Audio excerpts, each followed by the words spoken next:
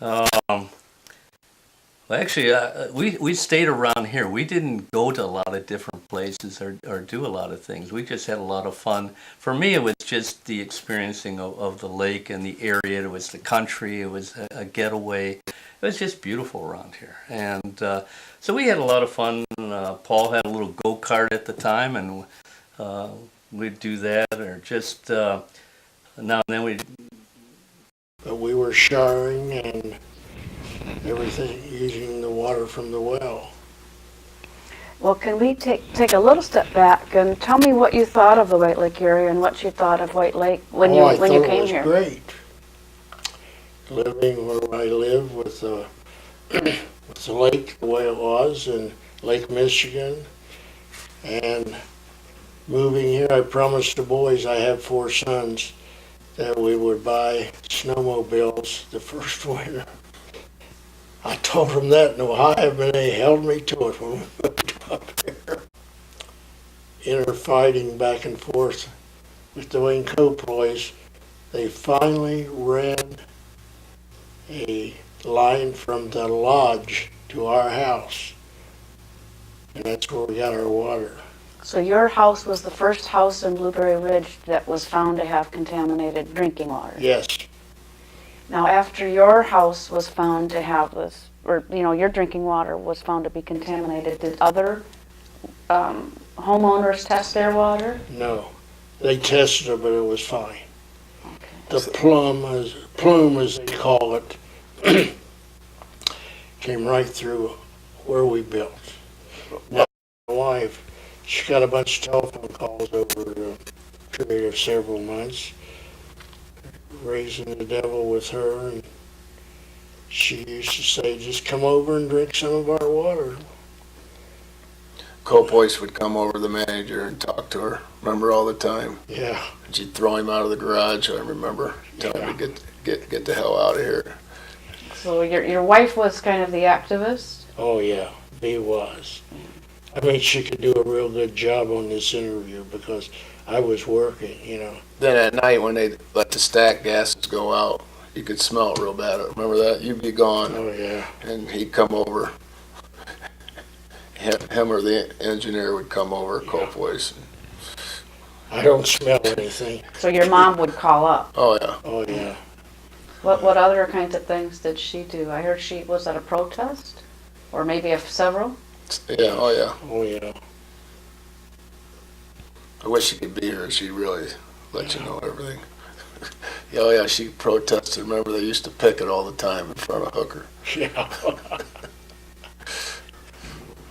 They had a real nice sign down there at the corner of Old Channel and Whitback, and an office building there too. Yeah. So they'd all picket out there. What about any local government leaders, like local government mayors or didn't? Vanderjack, anybody you could think of. But that's why then we decided, let's hire Wynn Dahlstrom.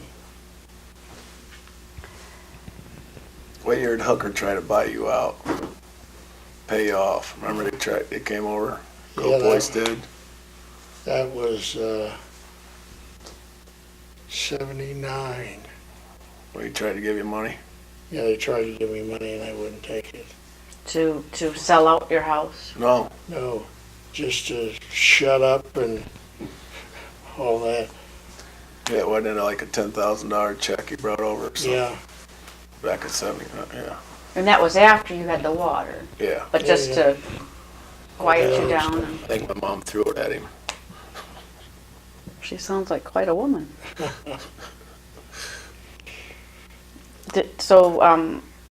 I remember fishing on the ice in White Lake. At that time, Indian Bay was full of perch, and there was a lot of perch fishermen, and that's where we'd go to fish.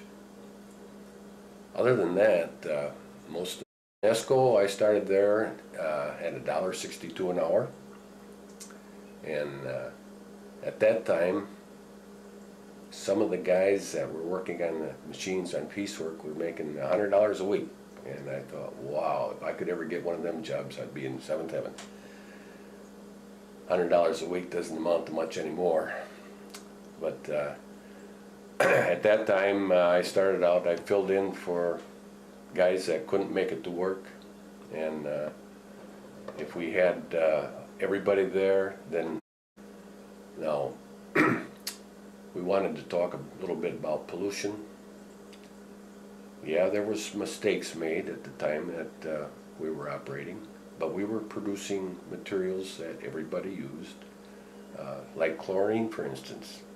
It would kill you, sure, but we use it in our drinking water, and anything that we need to be sterilized, we use chlorine, and we still use it today.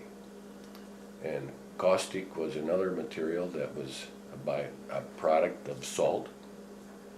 There's three things that comes from salt: chlorine, caustic, and hydrogen. The hydrogen got pumped over to the furnace room where they burn it to make steam to run the What plant. company is this that makes caustic? This was DuPont, I'm sorry, Hooker. And DuPont, we made neoprene. That's a imitation rubber. That got started during the war because of the companies that furnished the rubber to make tires shut us off here in the States, and DuPont came up with the imitation rubber neoprene. So that was what we were making neoprene for, and it didn't work out too well on tires because when a car sat for a period of time, you'd get a flat spot, and when you drove down the road, you would hear this thump, thump, thump until the tire got rounded out again. So it didn't last too long for making tires, and I'm not sure that neoprene is even made anymore today. And we also made Freon. Freon is used in a lot of things that we have today, air conditioners in particular. And the byproducts, some things that came about were just went through the ponds and settled out, and when the ponds were cleaned, we would, like at Hooker, we'd put it in the woods, and that's how the pollution got started. Now I understand that the drinking water that got polluted by these plants is now pumped out of the water and goes through a filtration system, and before it has a chance to go to White Lake. Now, what plant are you talking about? Both of them. Both DuPont and Hooker. Yeah, we both plants made mistakes. Well, so did Genesco. We had settling ponds, and when the settling ponds got full, they just cleaned them out and dumped the trash someplace. I don't know where they did, but yeah, there was mistakes made at that time.